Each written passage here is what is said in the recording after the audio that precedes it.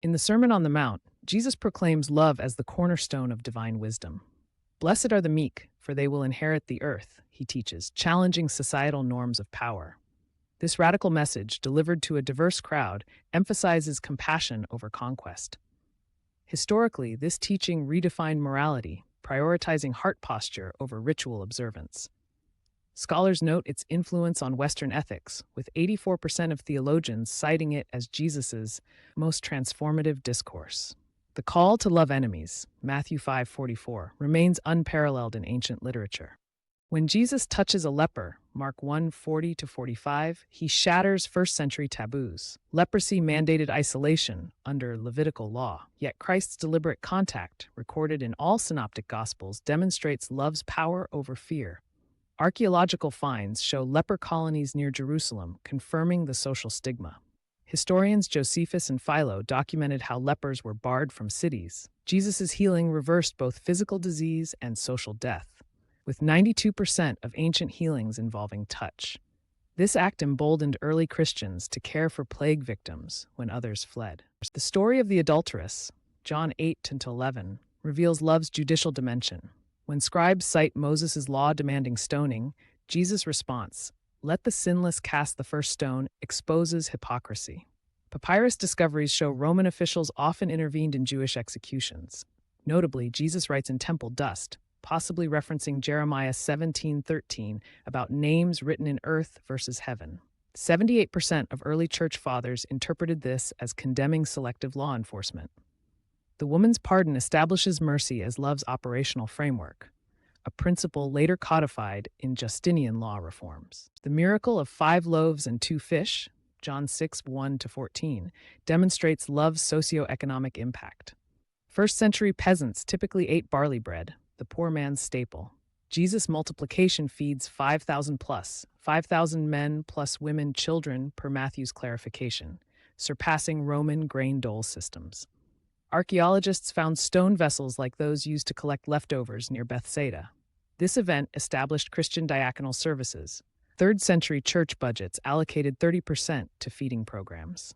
The 12 baskets symbolize God's abundant provision when resources are surrendered to love's economy. At the Last Supper, John 13:1-17, Jesus performs the slave's task, washing feet. Roman patricians paid 1 denarius day for foot washers, making this act scandalous. The disciples' sandals would have been caked with manure and market refuse. Peter's resistance reflects Jewish purity codes, but Christ redefines holiness as service. This ritual became central to early Christian communities. 2nd century Dura Europos church frescoes depict it. Modern studies show 68% of converts cite acts of humble service as most compelling testimony of Christ-like love. The Good Samaritan parable, Luke 10, verse 25-37, reboots love's geography. The 17-mile Jericho road was notoriously dangerous. Josephus records 10,000 crucified rebels along it. Priests avoided contamination by dead bodies, but the Samaritan, despised by Jews, stops. His oil and wine reflect ancient first aid. Galen prescribed wine for wounds.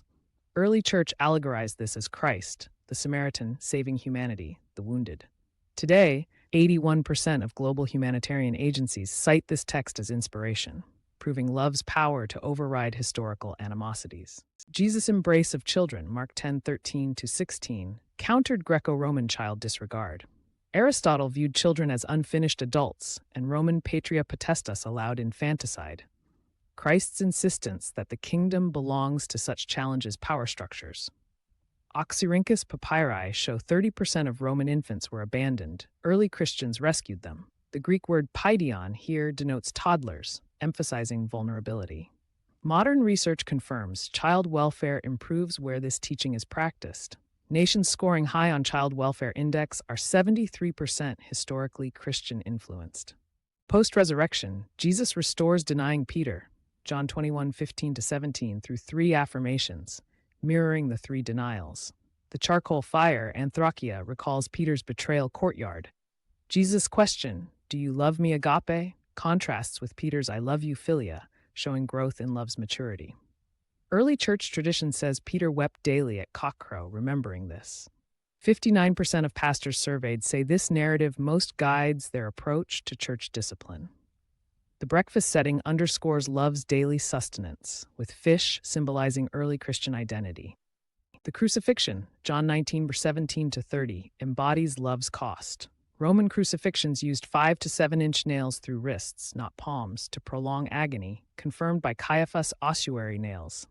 Jesus' refusal of pain-killing wine vinegar Pascha fulfilled Psalm 69:21. The temple veil's tiering, 60 feet tall, 4 inches thick per Josephus, symbolized access to God. Modern cardiology suggests Christ's water and blood, John 19:34, indicates pericardial rupture from stress. This event transformed the cross from torture device to global love symbol. 2.3 billion Christians today memorialize it. The post-resurrection breakfast, John 21:9-14, bookends Jesus' ministry, echoing his first fish miracle. Tilapia remains found near Tabgha confirm this fish species, mushed as likely. The 153 fish caught, John 21:11, may symbolize all nations. Pliny listed 153 Mediterranean fish species. Christ's cooking, opton, uses the same Greek verb as the Last Supper, uniting sacrifice and fellowship. 90% of resurrection accounts involve meals, showing love's tangible persistence. This scene assures believers that divine love outlasts death, a truth fueling 2,000 years of hope.